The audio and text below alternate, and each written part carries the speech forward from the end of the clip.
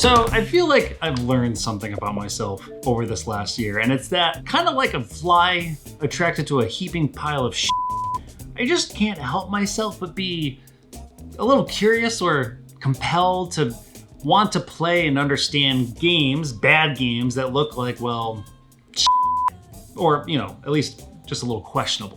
So, when I saw Skull Island Rise of Kong fill up my feed, yeah, like some animalistic compulsion, I just needed it. I mean, who am I to deny my most basic needs? After all, it's how I found games that I've ended up loving, like Wanted Dead. So yeah, you best believe I bought Skull Island Rise of Kong, and I finished that game. And you know what? It's bad. There's no doubt there. No question. It's rough. However, in seeing the reaction towards this game, how people online chose to engage with it, the tweets and headlines that it spawned, claiming it a scam or the worst game of 2023, it kind of became sort of an emblem, which I think demonstrates a lot in how people interpret information, especially in a rapid-fire world of it. And, just as equally, demonstrates the expectations of IPs and the sort of caliber consumers come to expect and demand. Now, I was already apprehensive to even making this video because this game has already garnered a ton of attention, and I just didn't know if I wanted to add to that, because there's plenty of games that deserve the attention that just, well, don't quite get it. But after actually sitting down and playing the game and looking back on the 15 minutes of shame that it's received online, I actually started to think that this game could be used as an example, maybe even a point of reflection.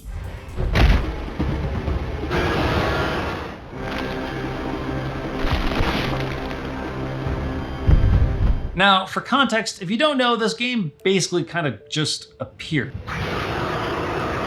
There was no advertising for it, and a day before it came out, parts of the game seemingly started to appear online, and to some degree of hilarity. The most notable is this scene.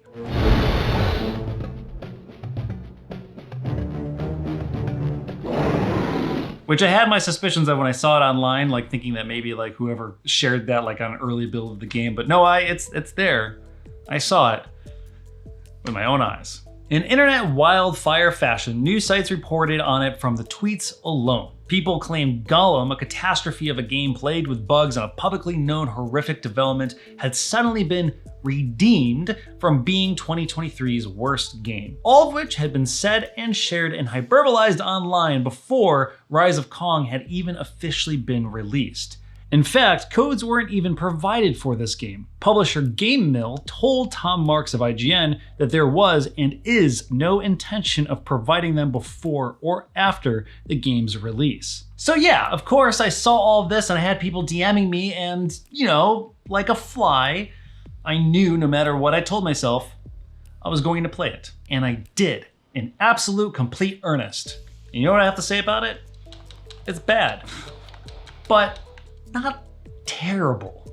In fact, it's totally playable. It's just bland, like inoffensive in a way that it does nothing to even upset me nor excite me. It's just boring, which is the worst anything can actually be. Here's the gist. It's a Kong origin story. After seeing his parents murdered in front of him all Batman style by a big daddy dino dude, Kong dedicates the rest of his life to exact revenge and crack that f***'s jaw, which in turn will arbitrarily make him king of Skull Island because those are the rules of the wild, I guess. And that's it. And frankly, that's all the story I need to make me want to go be Kong and punch something. Like, the game could have literally started and just been like, yo, you're King Kong, go punch a dinosaur. And I'd be like, yeah, let's go, because I love King Kong and gorillas. I've had this dude for a while. His name is Grog. I know, not Kong. It's okay. But therein lies its problems, because being Kong in this game is boring. There's no reason for incentive to fight enemies, as it doesn't reward you with anything, so you can just run right by them. There's skill points and skill trees, but none of it really adds any meaningful change to gameplay. There's also a couple typos in the description of the skills, so that's cool. Now, you do get a new ability after defeating each boss, which changes up gameplay a smidge, so, you know, at least there's a little variety, but ultimately it's all surface level ideas and mechanics. None of it really bugged me per se, but it just sure as hell didn't inspire me either. Oh, and by the way, the performance was honestly fine. I played it on an Xbox Series S. The frame rate was consistent and I only experienced one crash. And that was it. It was all minor, really just like secondary to the game's biggest offense, which was just being boring and kind of monotonous. Not kind of, it was really monotonous. Now, the genuine, real show-stopping issues, however, are in the game's exploration. Each chapter takes place in a sprawling and convoluted maze-like area with no semblance of direction. The game does feature a map, but it doesn't show you your location. So with no visual beacons or defining characteristics in the environment, I found myself getting lost and wandering in circles more times than I care to admit. And honestly, the maps just kind of felt big for the sake of stretching out playtime.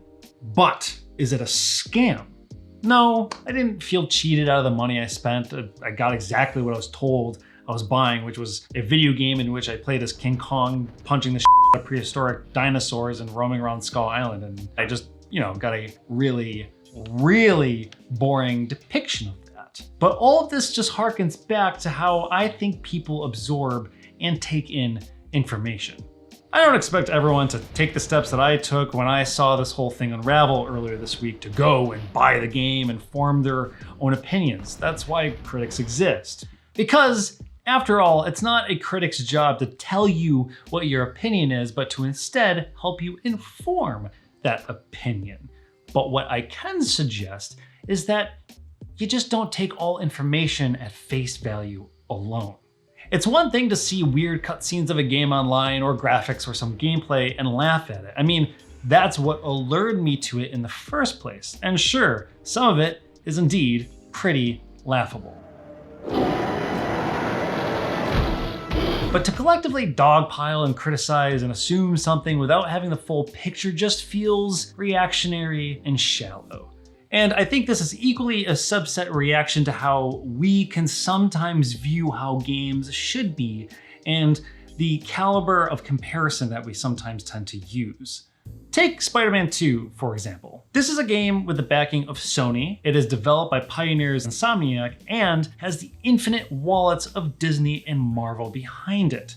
On the face of it, both Spider-Man 2 and Skull Island: Rise of Kong are games built around beloved media properties launching on modern platforms. But they're coming from completely different worlds in terms of development and budget. It's almost as if these high-end games like Spider-Man 2 have skewed expectations quite a bit. It can also show just how wide and vast game development can vary between studios and talent, and how these big companies like Disney or the license holders of Kong choose to spend their money. After all, there are so many variables, some of which we never get to see from the development side. Scope, plan, budget, which in Skull Island's case didn't get a whole lot of any of that. According to a report from The Verge, Skull Island's developers, Iguana B, were given only a year to develop that game from scratch.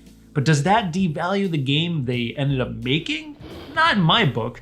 After all, I'm judging it on the merits of the game and the game alone. And above all else, why can't we accept that not every game needs to be like Spider-Man 2? That sometimes it's good, even serviceable, to get a game like Rise of Kong every once in a while. Because at the end of the day, I didn't hate my time with that game. In fact, I kind of love and adore that it came out of nowhere and looked so questionable that I had people DMing me about it, including my producer, who basically told me that I have to make this video.